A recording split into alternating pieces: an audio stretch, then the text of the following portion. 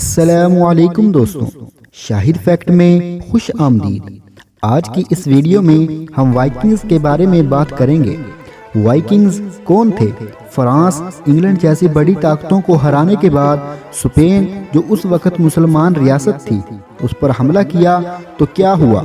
جب وائکنگز کے دفن شدہ کپڑوں پر ریسرچ کی جا رہی تھی تو ان کے کپڑوں پر اللہ اور علی کے نام لکھے ہوئے ملے۔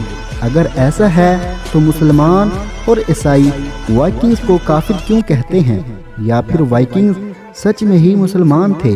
اگر تھے تو انہوں نے اسپین پر حملہ کیوں کیا؟ ان سارے سوالات کے جواب جاننے کے لیے اس ویڈیو کو پورا ضرور دیکھیں۔ اس سے پہلے آپ ہمارے چینل شاہد فیکٹ کو سبسکرائب کر لیں۔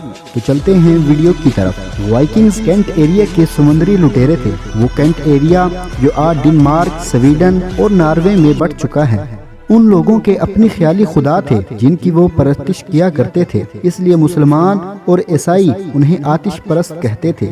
یہ لوگ کھیتی باڑی اور سمندر سے مچھلیاں پکڑ کر اپنا گزارا کیا کرتے تھے۔ وائکنگز کا دور 793 عیسوی سے لے کر 1100 عیسوی تک کا تھا۔ اسی دوران انہوں نے چھوٹی موٹی ڈکیتیوں سے شروعات کی اور بڑی بڑی طاقتوں کو ہار ماننے پر مجبور کر دیا، جن میں فرینک اور انگلینڈ جیسی طاقتیں شامل تھیں، جو کہ موجودہ دور میں روس، فرانس اور انگلینڈ ہے۔ اس سے ان کا ہر طرف خوف اور دبدبہ چھا گیا، اور پھر انہوں نے اسپین کی طرف قدم بڑھایا، کیونکہ اس دور میں اسپین کی معیشت کافی مضبوط تھی، جبکہ شمالی یورپ دن بدن کمزور ہوتا جا رہا تھا۔ لہٰذا وائکنگز اپنے اتحادیوں کے ساتھ آگے بڑھے اور اسپین پر حملہ کرنے کو اہمیت دی، کیونکہ مسلمانوں نے بحر اوق یعنی پیچھے کی جانب کوئی انتظامات نہیں کیے تھے۔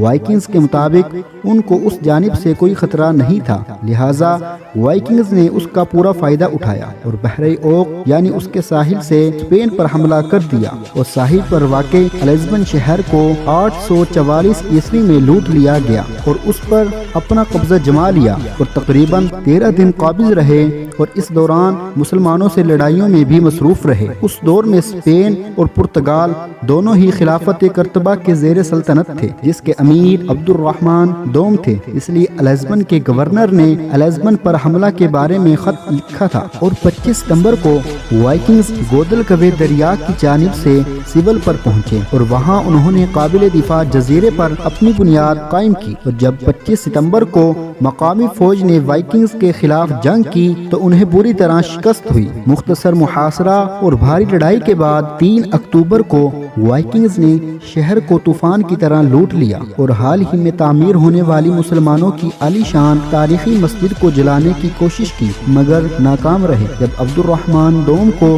ان حالات کا علم ہوا تو ان سے جنگ کا اعلان کر دیا اور اپنی فوج کو حاجب عیسیٰ بن شعیب کی سربراہی میں اکٹھا کیا، اور شمال کی طرف سے موسیٰ ابن موسیٰ بھی اس جنگ میں شامل ہوئے اور اس جنگ میں اہم کردار ادا کیا، اور آخرکار مسلمانوں نے تلیاتا کے مقام پر 11 یا 17 نومبر کو وائکنگز کو شکست دی۔ مسلمانوں کے مطابق 500 سے 1000 تک وائکنگز مارے گئے اور 30 وائکنگز کے بحری جہاز تباہ ہوئے۔ اگر ویڈیو اچھی لگی تو چینل کو سبسکرائب کریں۔ شکریہ۔